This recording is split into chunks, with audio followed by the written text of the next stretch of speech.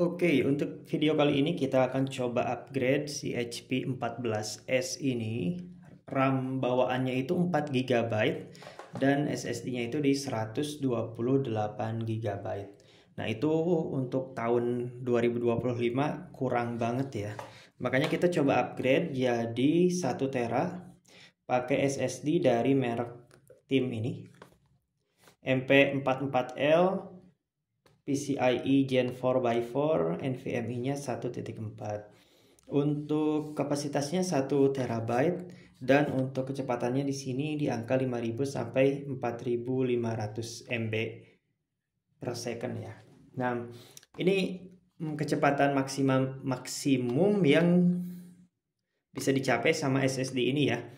Untuk kecepatan realnya kita tes di sini karena ini kan kemungkinan pakai PCIe Gen 3. Berapa ya kapasitas maksimum yang kita dapat? Untuk RAM-nya saya pakai dari tim Elite DDR4 8GB. Jadi nanti total 12 GB yang terpasang di HP ini. Nah, siapa tahu di sini ada juga yang HP-nya mirip. Yang saya pakai ini HP 14S. Kelihatan dari ada fingerprint di sini, touchpad-nya masih kecil tapi panjang. Kalau HP 14 udah lebar ya. Lalu ada keterangan di sini HP laptop dan keyboardnya itu masih berwarna abu-abu sama dengan warna palm rest-nya. Dan speaker juga ada di bagian atas ya, dual speaker. Layarnya 14 inci, kanan kirinya udah tipis, atas dan bawah masih cukup tebal. Di sini nggak ada privacy shutter, jadinya harus ditutup manual ya, pakai lakban atau kertas. Begitu. Untuk bobotnya sih cukup enteng di 1,4 kg. Nah, di samping sebelum kita bongkar kita lihat dulu ya detail-detailnya. Siapa tahu sama HP-nya teman-teman, jadinya kan bisa tahu juga cara upgrade-nya. Di sini ada tempat untuk SSD. Maaf, untuk SD card. Tipenya SD card yang full size yang biasa dipakai di kamera-kamera digital. Habis itu di sebelah kanan cukup rame, ada DC in, ada HDMI, USB, udah super speed ya. Jadi yang kecepatannya 5 Gbps. Ini juga udah USB-C yang 5 Gbps juga. Sayangnya ini nggak bisa dipakai untuk charging maupun untuk connect ke monitor yang ada di belakang. Dan ini untuk audio jack-nya. Untuk tipe lengkapnya kayak gini. Kelihatan nggak ya? HP, saya bacain. HP Deki 2031 TG. HP Deki 2031 TG. Kayak gini di sini hanya kelihatan ada 4 buah baut, padahal ada baut lainnya yang tersimpan di bawah karet ini. Oke, kita bongkar aja sekarang. Sebelumnya kita siapin dulu alas yang empuk buat nahan laptopnya biar enggak kegores. Habis itu simpan di seperti ini ya, menghadap ke atas yang bagian bawahnya itu. Terus kita bisa pilih obeng-obeng kayak gini yang udah lengkap, ukurannya bisa buat MacBook, handphone, sama laptop juga. Semua link pembelian yang ada di video ini bisa teman-teman klik di deskripsi di bawah ya. Kita pilih aja yang sesuai, kita coba-coba dulu mana yang sesuai. Ya, pertama kita bisa bongkar yang 2 di bagian bawah ini terlebih dahulu. Oke. Juga biar nggak lupa, ini harus disusun sesuai sama urutan ini ya. Saya susun di bagian atas.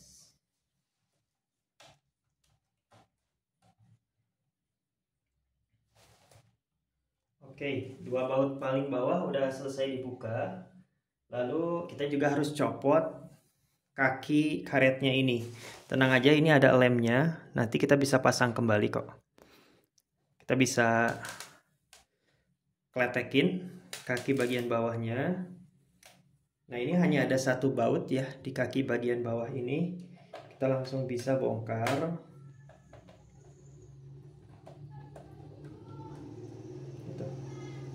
kemudian kembali kita simpan secara urut.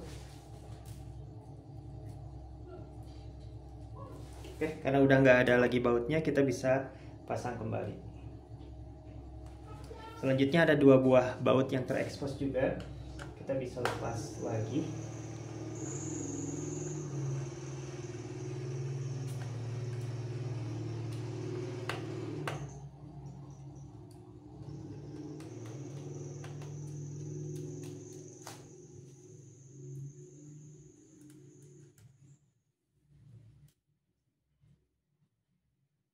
Baik, selanjutnya kita juga harus buka yang di bagian atas ini. Caranya mudah, tinggal dikletek aja, tapi hati-hati jangan sampai ngegores bagian cover bagian bawahnya.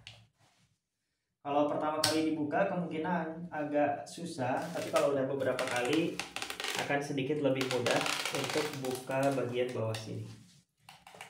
Di sini ada 3 baut total, 3 buah baut ya, yang bisa kita buka semuanya. Jangan ada yang bersisa, karena kalau ada yang bersisa bagian bawahnya nggak akan kebuka secara sempurna ya, malah bisa bikin patah.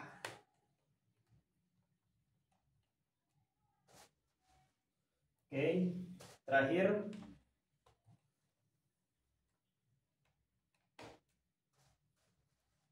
baik. Untuk ini sementara bisa simpan di mana aja, terserah. Termasuk bisa disimpan di bagian sini lagi. Baik, total ada 1, 2, 3, 1, 2, 3, 4, 5, 6, 7, 8. Ada 8 baut yang udah dilepas. Nah, setelah itu kita bisa mulai dari, karena ini yang sekali lagi HP 14S yang masih tebal kayak gini, kita bisa mulai dari bagian bawah sini ya. Tinggal ditarik aja ke bawah. Kalau agak susah, apalagi baru pertama kali dibongkar, wajar, jadi harus agak hati-hati aja. Kalau ada plastik untuk membukanya, itu bisa dipakai juga. Baik, ini udah agak berhasil nih. Kelihatan ya? Udah agak kebuka, maaf. Nah, kita tinggal lanjutin aja ke sisi-sisi yang lain untuk buka bagian bawahnya. Sekali lagi tetap hati-hati, jangan terlalu dipaksain, khawatirnya malah patah. Mau ngupgrade SSD malah harus ngupgrade laptop kalau nggak hati-hati.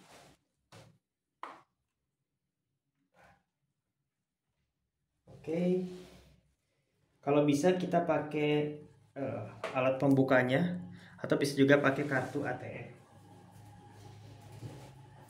atau kartu yang udah nggak dipakai kayak gini ya.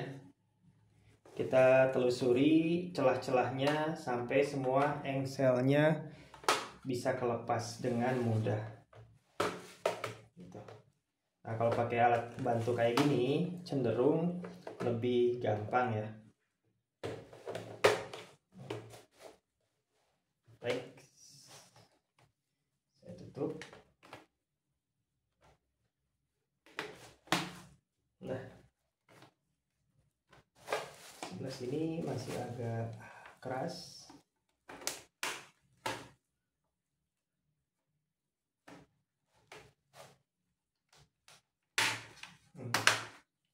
Pastiin juga di setiap USB ini udah nggak ada kabel ataupun dongle yang terpasang ya, karena bisa menghalangi kelepasnya backdoor ini. Oke, ini kita simpan dulu, kita lepas sekarang. Sip. Oke, ini udah terlepas kayak gini ya. Ini alhamdulillah dalamnya masih rapi, nggak ada debu yang nempel karena pemakaiannya apik. Kalau misal kita sering pakai di di atas kasur atau di atas bantal, itu pasti banyak debu yang nempel di sini. Bisa lihat ini rapih banget ya. Oh, by the way, teman-teman yang minat sama laptop ini bisa klik link di bawah juga ya. Ini laptop pribadi, pemakaiannya tadi ya awet dan dijaga dengan baik. Jadi kondisinya masih bagus kayak gini. Yang minat harganya mulai dari 3 jutaan aja, tergantung SSD yang kita pakai ya. Oke, untuk keterangan baterainya ini di angka 41 watt hour ya. Kelihatan sini nih, tuh. 41 watt hour ini untuk SSD SATA atau hard disk bagian sebelah sini ya. Dan ini untuk SSD-nya yang Team Group tadi. Kalau mau tahu cara lepasnya itu, pertama kita buka dulu si baterainya. Seperti ini ya. Nanti kita lepas aja SSD NVMe-nya, tinggal saya praktekin aja ya. Bismillahirrahmanirrahim.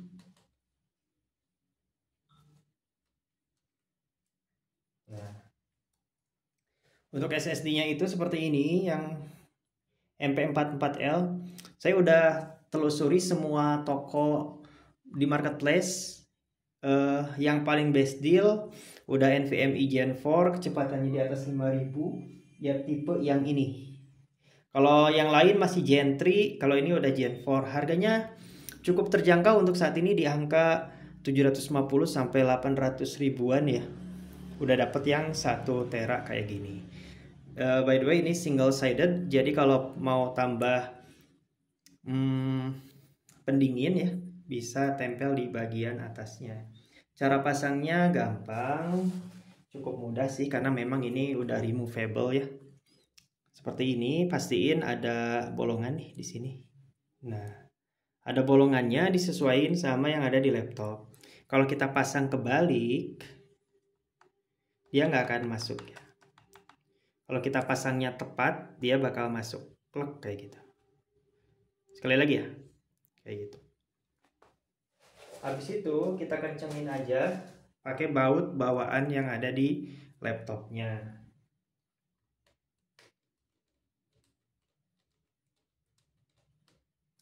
Setelah itu kita pasang RAM-nya. RAM yang udah kepasang di sini 8 GB, saya tambah sama yang 4 GB. Jadi totalnya di 12 GB. Sebetulnya terserah ya, mau dipasang 8 tambah 8 jadi 16, 4 tambah 4 jadi 8, atau bahkan 16 tambah 16 jadi total 32 GB. Disesuaikan aja sama kebutuhan. Yang pasti jangan terlalu bernafsu gitu ya. Pengen RAM-nya paling gede, paling maksimal, jadi dipasang RAM yang paling besar gitu ya, 32 GB atau 64. Tapi kebutuhan kita nggak sebanyak itu. Makanya disesuaikan lagi, dicek kebutuhannya sama aplikasi yang mau dipakai apa aja. Oke, sebelum dipasang saya mau ngasih tahu perbedaan RAM-nya itu. Ini yang 8 GB itu chipnya ada di bagian atas maupun di bagian bawah untuk yang 8 GB. Begitupun yang 16 GB ya. Kalau yang 4 GB kayak gini biasanya hanya di bagian atas saja, dan di bagian bawahnya itu kosong, chipnya nggak ada. Kayak gitu ya. Untuk lebih detailnya bisa lihat di keterangan yang ada di sini ya. Ini 4 GB, kecepatannya di 3200. Yang ini 8 GB, kecepatannya di 3200 juga. Untuk sekarang saya mau pasangnya 4 tambah 4 aja. Jadi total di sini yang kepasang 4 tambah 4 yaitu 8 GB ya. Again sama kayak tadi, untuk pasang RAM itu dilihat aja. Kalau dia kebalik nggak akan muat. Kita bisa lihat bolongan yang ada di sini, disesuaikan sama yang ada di laptop. Kalau kayak gini kebalik pasangnya, dia nggak akan muat. Jadi harus pas kayak gini. Kalau udah masuk, kita tinggal dorong aja sampai terdengar bunyi klek, itu tanda RAM-nya udah kepasang. Satu lagi yang ada di sini, bukan berarti kita harus pasang kayak gini juga ya, tetap disesuaikan sama cekungan atau bolongan yang ada di sana. Kita tinggal dorong aja. Kalau udah firm, udah pas, kita tinggal tekan aja. Kayak gitu. Udah selesai. Tinggal pasang lagi baterainya. Habis itu kita usahakan kita tes dulu sebelum pasang back cover. Karena bisa jadi kurang kenceng atau kurang pas. Jadinya nanti nggak bisa booting alias nggak bisa nyala. Untuk cara pasangnya udah sama kayak tadi pas awal bongkar ya. Kita tinggal tekan aja pelan-pelan, nggak usah terlalu dipaksa. Karena kalau udah ada klik, bunyi klik, dia berarti udah terpasang. Kayak gini. Kalau ujung-ujungnya udah terpasang, insya Allah gampang sih. Nah selanjutnya karena ini tadi ada engsel di bagian tengah juga, kita perlu tekan beberapa bagian di tengah-tengah keyboard ini. Nah, sampai terdengar bunyi klek-klek semuanya. Kayak gitu. Kalau udah nggak ada bunyi lagi, kemungkinan itu udah pas semuanya. Lagi-lagi, pastiin hati-hati ya. Ini ada alat elektronik yang perlu penanganan khusus. Jadinya jangan terlalu kasar. Oke, kemungkinan udah semua selesai terpasang, kita cek. Informasi aja, biasanya kalau udah upgrade RAM atau SSD ataupun yang lainnya, itu bootingnya agak lebih lama dibanding biasanya karena mereka menyesuaikan dulu part-part yang baru diganti tadi. Oke, udah nyala di bagian lampu di bagian samping. Kita tinggal lihat layarnya nyala atau enggak. Nggak usah khawatir, ditunggu aja sampai dia nyala dengan sendirinya. Nah, alhamdulillah sudah nyala ya.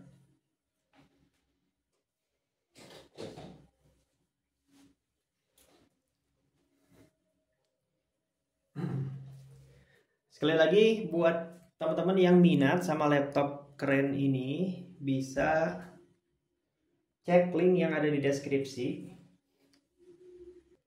Bisa cek link yang ada di deskripsi, nanti ada beberapa konfigurasi, ada RAM-nya yang 4, 8, 16, atau 32, SSD-nya juga ada yang 128 GB, ada yang 1 tera. Nah itu benar-benar disesuaikan sama kebutuhan saat ini. Tenang aja, RAM dan SSD itu gampang banget upgrade-nya, nggak usah takut. Jadi kalau sekarang dananya terbatas, cuman cukup untuk yang RAM 8 GB, pilih 8 GB dulu aja. Nanti kedepannya kalau emang kebutuhannya udah meningkat dan mau upgrade ke 12 atau ke 16, itu gampang banget. Yang penting kita tahu aja kebutuhan masing-masing. Oke, kita lihat di Task Manager.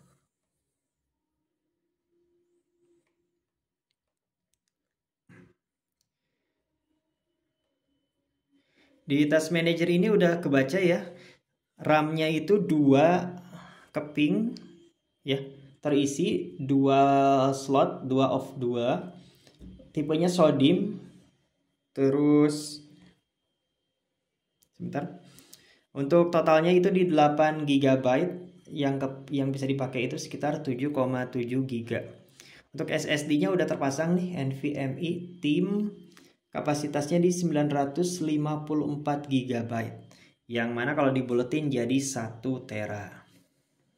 Yang unik adalah CPU-nya ini 1125G4. Ini bukan yang dual core 4 thread, tapi ini udah 4 cores, 4 thread setara sama Intel Core i5. L3 cache-nya juga udah gede di angka 8 MB. Oh iya, untuk layarnya ini tipenya IPS. Bisa dilihat dari samping tetap jelas ya. Dari bawah, dari atas juga tetap kelihatan jelas. Dari samping kanan juga sama. Untuk kecerahannya maksimumnya segini. Ini paling minimumnya di segini. Masih tetap terlihat jelas ya. Oke. Setelah video ini kita akan tes berapa kecepatan dari SSD NVMe 1 TB ini. Terima kasih banyak yang udah menyimak dari awal sampai akhir. Kalau ada beberapa part yang kurang jelas atau mau ditanyain, langsung aja komentar di bawah ya. Ini bautnya belum saya pasang karena tadi khawatir belum nyala. Jadi nanti kita pasang kalau udah fix pakai RAM yang ini.